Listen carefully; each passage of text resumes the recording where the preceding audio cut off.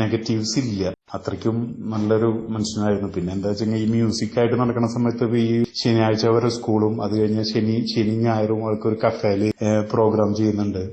പിന്നെ അത് കഴിഞ്ഞ ബാൻഡായിട്ട് നടക്കുന്നു. അപ്പോ അങ്ങനെ കിട്ടാത്ത വിഷമങ്ങളൊക്കെ ആയിരിക്കാം എന്ന് എനിക്ക് തോന്നുന്നു പലപ്പോഴും വൈഫിനൊക്കെ ആയിട്ട്. പിന്നെ വൈഫിന്റെ അമ്മ കുറച്ച് പിടിവാശിക്കാരിയായിരുന്നു. അപ്പോ അവർക്ക് ഇവിടുന്ന് കുട്ടികളെ മക്കളൊക്കെ കൊണ്ട് അവിടെ കൊണ്ടുപോയി നിർത്തണം എന്നുള്ള ഒരു വാശി പോലെ ഉണ്ടായിരുന്നു. അതൊക്കെയാണ് ഞാൻ മനസ്സിലാക്കുന്നത്.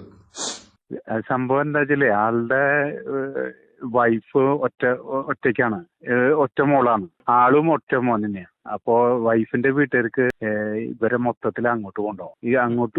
ഇയാളുടെ വീട്ടിലാണെന്ന് വെച്ചെങ്കിൽ ഇങ്ങോട്ട് കൊണ്ടുവരണം. അങ്ങനെ ചെറിയ പ്രശ്നമാണ്. അല്ലാതെ ആളും ഷെയർ ചെയ്യുന്നില്ല. ആള് പല പ്രാവശ്യം ഞാൻ സംസാരിക്കാൻ നോക്കിയിട്ടുണ്ട്, പക്ഷെ ആളത് പറയില്ല അങ്ങനെ പുറത്തേക്ക്.